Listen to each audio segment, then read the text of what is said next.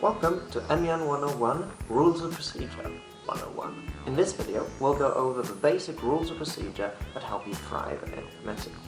First rule, never use personal pronouns like I or you in committee. Instead, you should refer to other delegates or yourself as the delegation of the country.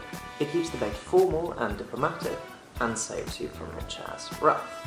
For example, the delegation of South Africa would like to ask the delegation of Turkey if they agree with this proposal.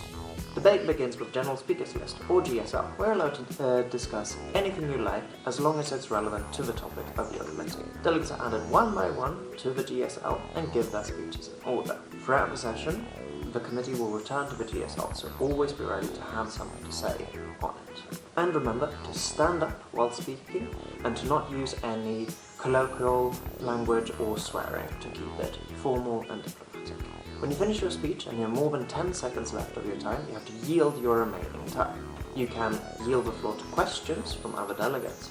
You can yield the floor to another delegate so they can finish the time that you had, or you can yield the floor to the chairs, which simply is saying, let's move on to the next delegate. Just remember not to yield your time during a moderated caucus, but we're going to get to that later. When you think a different type of debate from the TSL would be better for the committee to move on or to go more in-depth into an issue, you raise a motion to tell the committee, hey, I want us to move on to a different type of debate.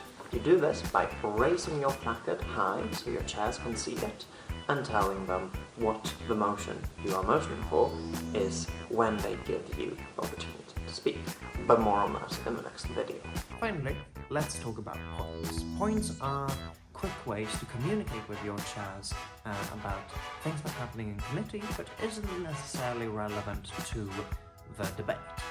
You have, first of all, a point of order, which is when the chairs have made some sort of mistake in the rules of procedure. I want to point that out. You have a point of personal privilege, which is when something is disturbing you as a person and keeping you from being able to engage in the debate. It can be that someone needs to speak up, that you want to open a window, that you have to leave a room for a second.